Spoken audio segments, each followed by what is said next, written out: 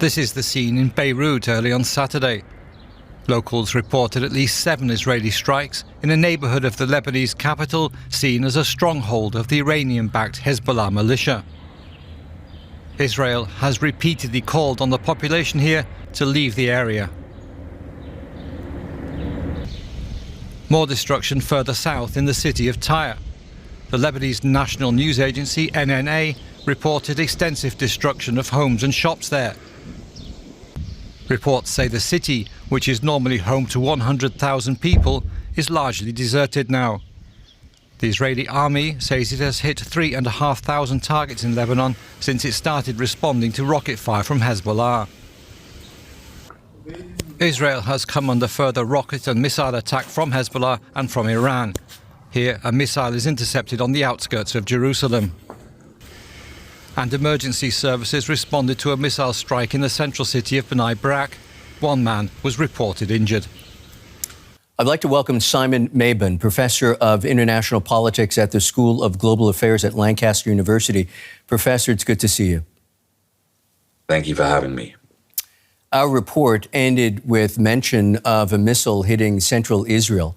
Despite its sophisticated air defense, we've definitely been seeing more reports of missiles hitting Israel. And there are concerns about shortages of interceptor missiles. Should Israelis be worried? Well, I think that whenever a country is under bombardment and we're having to see the use of interceptor missiles and interceptor technologies and the Iron Dome, then there is a good reason to be worried. But I think in light of everything that's been happening over the past 5 weeks, we are seeing the number of strikes, direct strikes, increasing, though the number of overall strikes decreasing. And I think that points to an overwhelming pressure that the Iron Dome and other missile defense systems have been under during this 5 weeks. And it hints at the possibility of a reduction in the number of anti-missile interceptors that are available. But of course, we just don't know exactly what is happening here. The Israeli military is keeping a lot of this closely under wraps for obvious reasons. We don't know exactly how many targets have been hit. The Israeli public is not at liberty to report on exact details. So we just don't know how many interceptors are left.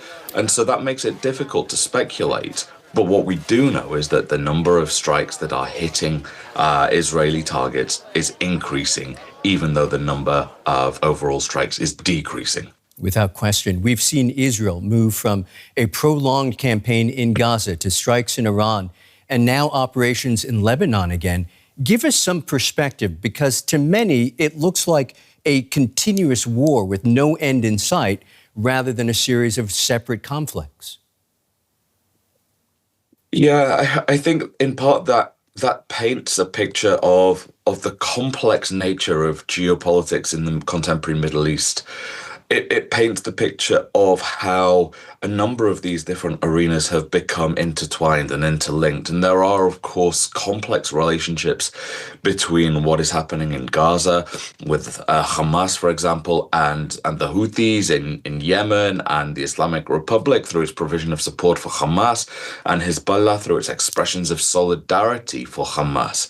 And then we see, of course, the links between Iran and Hezbollah, dating back to the 1980s, the formation of Hezbollah that was achieved through, in no small part, through Iranian support for marginalized Shia groups who had splintered off from the Amal movement.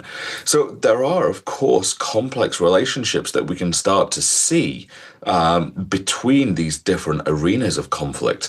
But I think to say that this is a big, quote unquote, forever war, I think would be to oversimplify a lot of the nuance that is playing out within these particular arenas that are shaped by the complexities and contingencies of their own sort of peculiarities, of the ways in which groups and operatives within those arenas are articulating their grievances against Israel or vis-a-vis Israel, and then engaging in armed struggles and violence against Israel. And this is not just a consequence of a nefarious Iranian puppet master dictating everything that is happening, but there are localized grievances that are starting to emerge, that are starting to shape the decisions that are being taken. And so we can see it through that lens of it being one long sort of forever war, if you will.